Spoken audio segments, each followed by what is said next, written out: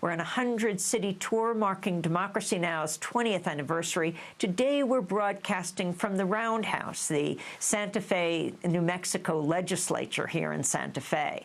President Obama has announced the deployment of 250 more special operations troops to Syria in a move that nearly doubles the U.S. presence in Syria.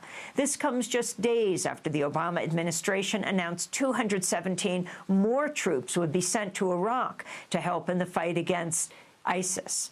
Earlier today, President Obama addressed the wars in Syria and Iraq during a speech in Germany. Right now, the most urgent threat to our nations is ISIL, and that's why we're united in our determination to destroy it.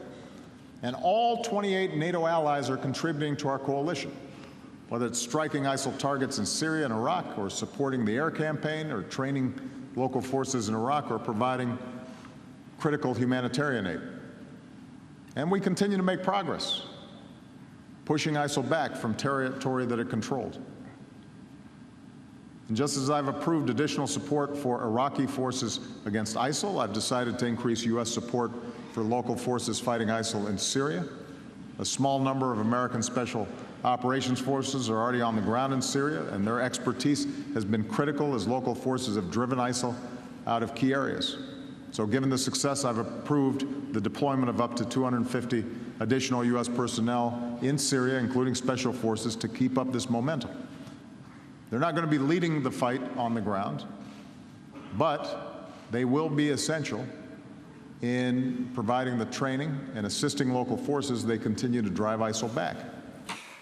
As the U.S. expands its presence in Iraq and Syria, we turn to the legendary investigative journalist Seymour Hersh, who won the Pulitzer Prize for exposing the 1968 My Lai massacre in Vietnam, when U.S. forces killed hundreds of civilians.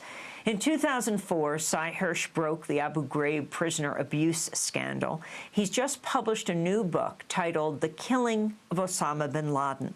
In the introduction, Hersh writes, quote, "It's now evident 15 years after the 9/11 attacks that Obama's foreign policy has maintained many of the core elements of the global war on terror initiated by his predecessor: assassinations, drone attacks, heavy reliance on special forces, covert operations, and in the case of Afghanistan, the continued use of American ground forces in combat. And as in the years of Bush and Cheney, there's been no progress, let alone victory, in the fight against terrorism." Seymour Hersh, it's great to have you back on Democracy Now! Congratulations on your book. Why don't we start by talking about what President Obama announced in his speech in Germany today, just hours before this broadcast. Increased troop presence in Syria. What does it mean? First, happy anniversary. Glad you're still around, kiddo. Thank you. Well, one of the words he doesn't mention is Russia. Look, I can't begin to tell you what's in his mind. It's a little amazing at this stage he's putting more forces in, but that's that's his prerogative, I guess, as president. Always makes good news. Nobody seems in this country ever to object too much when we put more people on the ground. But the real winner in the last year or so of the war there has been the Russians. And the Russians, the bombing was much more effective. If you remember, the president had said publicly when Putin decided to put his Air Force hard at work there, he said it would be a quagmire. They wouldn't be able to get out. It's going to be, schadenfreude. It would be like what happened to us in Afghanistan. It is happening to us, and certainly did happen to us in Vietnam.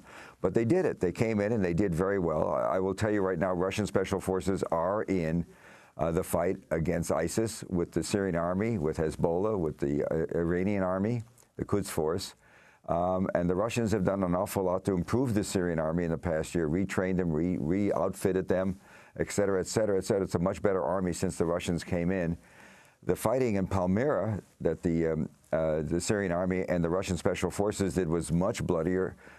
ISIS fought to the death. It was a terrible toll on everybody, but it was a victory for the Syrian army. We know all these things. The Syrian army is much better. It's probably going to, we don't know. I don't know. Nobody knows. It'll probably take Raqqa, the former capital city, if you will, ad hoc capital city of ISIS. ISIS is on the run, particularly in Syria, not necessarily in Iraq. And I just don't understand what the president is doing. why he wants to engage more, but you know, it's not my call. I've been told there are many more forces in Iraq than we're publicly announcing, including even some elements of one of our airborne divisions. What the hell? As usual, we don't really know what the game plan is.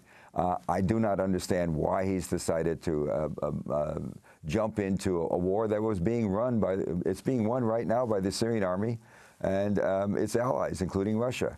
I could just speculate that our anti-Putin, anti-Russian instinct in America continues apace. That's all.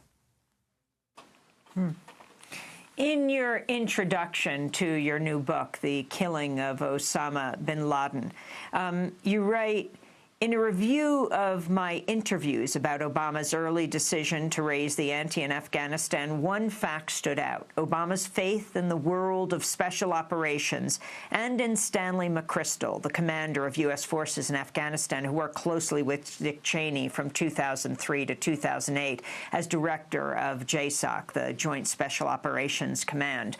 Seymour Hersh, can you elaborate on this? Well, it's amazing. Look, you win the presidency, Hope and Peace or whatever it was, and you discover because of, you know, you don't have the power you might dream you would have. You can't get a lot of things done because you've got a very hostile Congress. And so, and presidents inevitably in frustration. Look, I've been in this town since the 60s. There's nothing more wonderful for a president. He can feel more like a president by taking a walk with somebody from the special operations community, or earlier the CIA, in the Rose Garden, and getting rid of somebody you don't like. Whether you're, in the case of what we do now is we do targeted assassinations. Earlier, I think we just moved them out of office or did operations. Political operations. But now it's really just, you know, we hit people. You know, there's a weekly meeting in which they go through names of people to target and assassinate, including in some cases an American, without any due process. It's been a wonderful movement. I don't mean to be too sarcastic about it, but what, you know, this guy ended up in the same place in far too many times, as you read and as I wrote, as Bush and Cheney were. Can you explain what these special ops forces are doing both in Iraq and Syria? I really don't know. I mean, I know what I'm told, but I just don't know what the truth is. Clearly, they're going to be engaged more. They're helping to plan operations. But we're great. We do a lot of dirty tricks in the world. You know, we were inside Iran in the first decade of this year, when before the Iranians began to talk seriously about getting rid of their nuclear weapons that don't exist, that never did exist. We were doing operations inside the Iranian the borders, and also we even went inside Tehran with surrogates. I mean, yes, we went inside Tehran. We did monitoring for nuclear activity, et cetera, et cetera. So we've been deeply involved in that world in covert operations. And how much firsthand stuff I don't really have. I haven't actually talked to somebody who was in Tehran, but we were doing a lot of stuff, including working with people who were doing stuff like blowing up mosques and trying to whack Iranian scientists. So I assume one target I do know the president has designated is he really wants to take out Mr. Baghdadi, the head of ISIS. He's been a high priority assassination target for more than a year. We could be doing something like that, but we're certainly working with there's not much you can do in Iraq, because the Iraqi army, you know, it's the usual story. They're going to run away. One of the great classic lies of America is every year some two-star general who's involved with training either the Afghans or in earlier years the Vietnamese or the Iraqi army, they come before Congress and the two-star looks them in the eye. He's the general in charge of training, and his promotion depends on not so much what he does, but what he says, I guess, at this point. And he tells the Congress how wonderful it's going on. We've got X number of divisions ready to fight, and the Congress people all nod. It's a little parody that goes on. And, of course, the Army's cut and run, and they're no good, and they haven't been. And the Iraqi army we have right now that we're talking so wonderfully about is not going to go near Mosul. It's going to be hand-to-hand fighting. If we ever do go into Mosul, we're going to, as a wonder that. So there you are. You know, yes, I'm sorry. Sy, were you surprised by President Obama's announcement today in Germany? Horrified. I just don't think it's the way to go.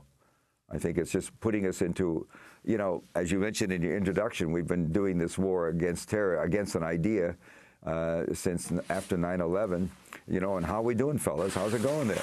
You know, as the amount of opposition to us has spread, as the hatred of America grown more intense, we are truly a very much hated country in the Middle East.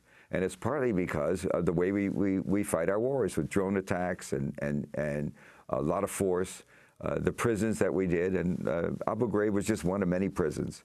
And a lot of killing goes on by us. It's you know, and here's how things have changed, for me anyway. I'm writing the same kind of stories now about this president, very critical stories, because, you know, somebody has to hold him to you know, at least based on what I think is as good as evidence I've ever had in all the stories I wrote for the New York Times in the 70s. I was there for 6, 7, 8 years as a sort of a hotshot there in the Washington Bureau. And I wrote a lot of stories, won a lot of prizes, going after the president, going after wars, going after Kissinger, writing about illegal activities. And all of a sudden, the same stories, still anonymous. I mean, I wrote them anonymously then, and I'm writing them anonymously now. And some of the people I knew then, believe it or not, are still operating now. And it's like, we can't do that. It's like the American press has moved to the right, has many elements in this country, as you see in the Sanders case, has moved to the left. There's a much more outspoken opposition to some of the things, the way we run campaigns, and underneath that is of those people who support Sanders also really dislike much more intensely the wars that are going on and the lies that are being told. But, you know, times have changed. Sy Hersh, we're going to break and then come back to this discussion. We're speaking to the Pulitzer Prize-winning journalist Seymour Hersh for The Hour today. He has a new book out. It's called The Killing of Osama bin Laden. We're going to also talk about that, the latest and what's known about the killing of bin Laden in Pakistan, the Saudi government's support for him in hiding there, what the U.S. knew, as well as many other issues. This is Democracy Now! We'll be back in a minute.